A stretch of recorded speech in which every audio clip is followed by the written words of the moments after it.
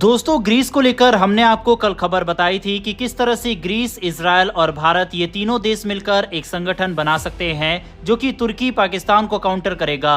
और इंटरेस्टिंग बात यह है कि ये चर्चा भारत में नहीं बल्कि ग्रीस के अंदर हो रही है। और अब अर्मीनिया, जो कि भारत से सबसे ज्यादा हथियार खरीदने वाला देश है, वह और ग्रीस दोनों साथ मिलकर भारत के अंदर डिफेंस सेक्टर में बड़ा इन्वेस्टमेंट करने जा रहे हैं। आप बाकायदा स्क्रीन पर आर्टिकल देख सकते हैं। इस खबर के बारे में इस वीडियो में डिटेल में बात करेंगे। इसके अलावा भारत ने पूरी दुनिया को चौंकाते हुए ब्रह्मोस से भी तेज स्टार मिसाइल को डेवलप कर रहा है और इस खबर के बारे में भी इस वीडियो में डिटेल में बात करेंगे। दोनों खबर काफी इंटरेस्टिंग है, इसीलिए वीडियो को अंत तक जरूर देखिएगा। तो चलिए शुरू करते हैं इस वीडियो को। दरअसल जिस तरह से तुर्की ने पाकिस्तान का भारत पाकिस्तान के बीच जो लड़ाई हुई उसमें सपोर्ट किया, इसी तरह से ग्रीस ने खुलकर भारत का सपोर्ट इस ऑपरेशन के दौरान किया। इसके बाद ग्रीस के अंदर ये बातचीत चलने लगी कि क्यों ना भारत, ग्रीस और इजराइल और अर्मीनिया भी साथ में आ सकता है और मिलकर एक संगठन बनाए। वहीं अब अर्मीनिया और ग्रीस दोनों के द्वारा भारत के डिफेंस कॉरिडोर में इन्वेस्टमेंट करने की बात कही जा रही है। आप स्क्रीन पर आर्टिकल देख सकते हैं। दरअसल हाल ही में उत्तर प्रदेश सरकार के मुख्य सचिव मनोज कुमार सिंह से ग्रीस और अर्मीनिया की सरकारों के प्रतिनिधियों ने मुलाकात की। ये मुलाकात एक डिफेंस एग्जीबिशन के दौरान हुई जिसमें दुनिया भर के 35 से ज्यादा देशों ने हिस्सा लिया। इस बातचीत में खास चर्चा हुई भारत के डिफेंस सेक्टर में संभावित निवेश और भारतीय कंपनियों के साथ साझेदारी की। वहीं इस महीने की शुरुआत में उत्तर प्रदेश सरकार की एक प्रतिनिधिमंडल ने ग्रीस की राजधानी एथेंस में चल रही 3 दिवसीय डिफेंस प्रदर्शनी में हिस्सा लिया था। इस प्रतिनिधिमंडल का नेतृत्व कर रहे थे खुद मुख्य सचिव मनोज कुमार सिंह। वहां उन्होंने न सिर्फ अलग अलग देशों के डिफेंस उद्योग प्रमुखों से मुलाकात की बल्कि भारत के एम्बेसडर के साथ मिलकर इंडियन पवेलियन का उद्घाटन भी किया। इस दौरान उनकी मुलाकात हुई ग्रीस के चीफ ऑफ डिफेंस जनरल से। इस मुलाकात में दोनों देशों के बीच रणनीतिक सहयोग और तकनीकी साझेदारी की संभावनाओं पर बात हुई। हालांकि अब सवाल उठता है कि उत्तर प्रदेश की डिफेंस कॉरिडोर में ग्रीस और अर्मीनिया इंटरेस्ट क्यों दिखा रहा है। दरअसल भारत सरकार ने देश में आत्मनिर्भर डिफेंस निर्माण को बढ़ावा देने के लिए 6 डिफेंस कॉरिडोर बनाने की योजना बनाई है। इनमें से एक है Uttar Pradesh defence industrial corridor. इस कॉरिडोर का उद्देश्य है आधुनिक हथियारों, उपकरणों और तकनीकों का निर्माण भारत में ही करना ताकि हम विदेशों पर कम निर्भर रहे। यहाँ पहले से ही कई भारतीय कंपनियां काम कर रही है और अब विदेशी कंपनियां भी इसमें निवेश करने को तैयार है। इस अंतर्राष्ट्रीय सहयोग के कई बड़े फायदे हो सकते हैं। भारत को नई और एडवांस टेक्नोलॉजी मिलेगी, युवाओं के लिए रोजगार के नए अवसर बनेंगे, विदेशी निवेश से देश की अर्थव्यवस्था को मजबूती मिलेगी और सबसे अहम, भारत की डिफेंस आत्मनिर्भरता को एक नई ऊंचाई मिलेगी। जिस तरह से भारत पाकिस्तान कॉन्फ्लिक्ट में तुर्की ने पाकिस्तान का खुलकर सपोर्ट किया, ऐसे में ग्रीस चाहता है कि भारत भी तुर्की के खिलाफ उसको सपोर्ट करे। दूसरी तरफ अर्मीनिया को भारत लगातार सपोर्ट कर ही रहा है और भारत से भारी मात्रा में हथियार वो खरीद रहा है। हाल ही में अर्मीनिया ने आकाश डिफेंस सिस्टम खरीदा है और अब इसके अपग्रेडेड वर्जन आकाश एनजी को लेने की तैयारी कर रहा है। भारत अर्मीनिया को ब्रह्मोस मिसाइल भी सप्लाई कर सकता है, जिसके बाद अजरबैजान के पास कोई मौका नहीं होगा अर्मीनिया पर भारी पड़ने के लिए। इसके अलावा अब भारत को ग्रीस कार्ड भी खुलकर खेलने की जरूरत है और तुर्की के ऊपर और भी ज्यादा दबाव बनाना चाहिए। चलिए आपको एक छोटी सी क्लिप दिखाते हैं। वैसे तो मैंने ये क्लिप आपको कल भी दिखाई थी, लेकिन देखते हैं कि किस तरह से तुर्की के खिलाफ ग्रीस भारत को एक मित्र देश के रूप में देख रहा है। Many believe closer ties between Greece, India, and Israel could benefit all 3 countries.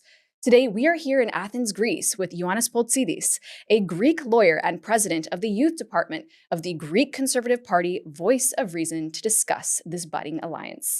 Ioannis, thank you for being here today.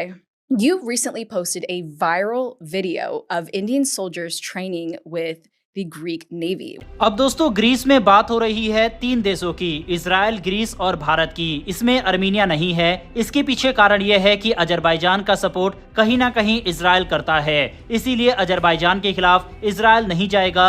इसीलिए फिलहाल ग्रीस, भारत और इजराइल का एक संगठन बनाने की बात ग्रीस के अंदर चल रही है।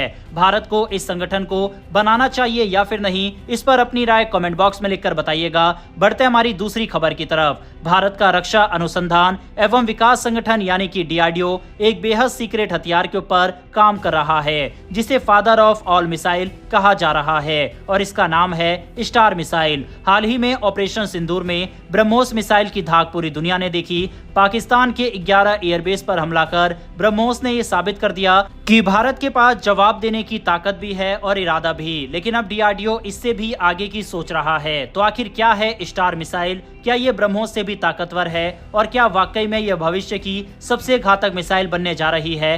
तो चलिए जानते हैं इन सवालों का जवाब। DRDO यानी कि रक्षा अनुसंधान एवं विकास संगठन कई सालों से स्टार मिसाइल पर काम कर रहा था। हालांकि ये प्रोजेक्ट एक ओपन सीक्रेट बना हुआ था। पहली बार 2023 में इसके बारे में पब्लिकली जानकारी सामने आई थी और अब 2025 में DRDO ने पुष्टि की है कि स्टार मिसाइल अपने अंतिम परीक्षण चरण में पहुंच चुकी है। इसका मतलब है कि जल्द ही ये मिसाइल भारतीय सेना के शस्त्रागार का हिस्सा बन सकती है। आपको बता दें कि स्टार मिसाइल को ब्रह्मोस मिसाइल की तर्ज पर ही डिजाइन किया गया है। इसकी स्पीड भी ब्रह्मोस की तरह 2 से 3 मैक के बीच है। ये सुपरसोनिक क्रूज मिसाइल है यानी आवाज की गति से तेज चलने वाली मिसाइल। इसमें रैमजेट इंजन का इस्तेमाल हुआ है जिससे ये हवा से ऑक्सीजन लेकर खुद को जलाकर उड़ान जारी रखती है। इसे जमीन, वाहन या स्टेशनरी लॉन्चर से दागा जा सकता है। ये भी 2 चरणों वाली मिसाइल है। पहले चरण में सॉलिड फ्यूल बूस्टर और दूसरे में रैमजेट इंजन। हालांकि अब सवाल उठता है कि जब ये ब्रह्मोस जैसी है तो इसमें अलग क्या है? तो इसमें कई ऐसी खासियतें हैं जो इसे ब्रह्मोस से अलग बनाती है, जैसे कि हल्की और मल्टी प्लेटफॉर्म कैपेबिलिटी। ब्रह्मोस फिलहाल सिर्फ सुखोई 30 MKI जैसे भारी फाइटर जेट से ही दागी जा सकती है, लेकिन स्टार मिसाइल को इस तरह डिजाइन किया जा रहा है कि इसे भारत के हल्के फाइटर विमान LCA तेजस से भी लॉन्च किया जा सके। इसका मतलब अब हमारी वायुसेना के छोटे फाइटर जेट भी सुपरसोनिक क्रूज मिसाइल से लैस हो सकते हैं। दूसरा, डिकॉय यानी धोखे के हथियार के रूप में उपयोग। ये शायद सबसे अनोखा फीचर है। स्टार मिसाइल को इस तरह तैयार किया गया है कि जरूरत पड़ने पर यह डिकॉय मिसाइल की तरह इस्तेमाल की जा सकती है, यानी ऐसी मिसाइल जो दुश्मन को लगे कि असली हमला हो रहा है जबकि असली हथियार कुछ और हो। इस तकनीक का इस्तेमाल ऑपरेशन सिंदूर में भी देखा गया जब पाकिस्तान के एयर डिफेंस को डिकॉय विमानों से भ्रमित किया गया। स्टार मिसाइल के अंदर ऐसे सिस्टम लगाए जा सकते हैं जो दुश्मन के रडार पर फाइटर जेट या बड़ी मिसाइल जैसे सिग्नल भेजे, जबकि वो केवल एक फुल प्रूफ झांसा हो। तीसरा, सस्ती और तेज प्रोडक्शन। स्टार मिसाइल को कम लागत में तैयार किया जा रहा है ताकि इसे बड़ी संख्या में बनाया जा सके और अलग अलग रोल में इस्तेमाल किया जा सके। ब्रह्मोस की तुलना में इसका रेंज थोड़ा कम है जो कि 175 किलोमीटर है, लेकिन इसका निर्माण और इंटीग्रेशन काफी आसान और सस्ता होगा। ब्रह्मोस एक बेहतरीन मिसाइल है, लेकिन अब वे एक जानी पहचानी तकनीक बन चुकी है। दुश्मन देश इसकी ताकत, रेंज और रडार सिग्नेचर को समझ चुके हैं। ऐसे में जरूरत है एक ऐसे सिस्टम की जो नया हो, आधुनिक हो और जिसे दुश्मन पढ़ ना पाए। स्टार मिसाइल इसी रणनीतिक सोच का परिणाम है। ये ब्रह्मोस की सारी खूबियां अपने अंदर समेटे हुए है और साथ ही नए जमाने की जरूरतों के मुताबिक एडॉप्टिव और स्मार्ट भी है। DRDO द्वारा स्टार मिसाइल जैसे प्रोजेक्ट दिखाते हैं कि भारत अब सिर्फ रक्षा उपकरणों का खरीदार नहीं बल्कि निर्माता बन चुका है। आज भारत लड़ाकू विमान बना रहा है, एयरक्राफ्ट कैरियर बना रहा है और अब अगली पीढ़ी के मिसाइलें भी बना रहा है। स्टार मिसाइल न केवल आत्मनिर्भर भारत की एक मिसाल है बल्कि आने वाले समय में हमारे दुश्मनों के लिए एक चेतावनी भी है। बहरहाल दोस्तों, DRDO के इस खास हथियार और DRDO के वैज्ञानिकों के लिए कमेंट बॉक्स में एक जय हिंद जरूर लिखिएगा। अगर आपको ये इन्फॉर्मेशन और वीडियो पसंद आई हो तो वीडियो को लाइक करके हमारी आने वाली डेली डिफेंस और वर्ल्ड अफेयर से जुड़ी ऐसी वीडियो के लिए नीचे दिए गए सब्सक्राइब बटन को प्रेस कर बेल आइकन को जरूर दबा ले। फिर मिलेंगे ऐसी एक नई वीडियो के साथ। धन्यवाद। जय हिंद, जय भारत।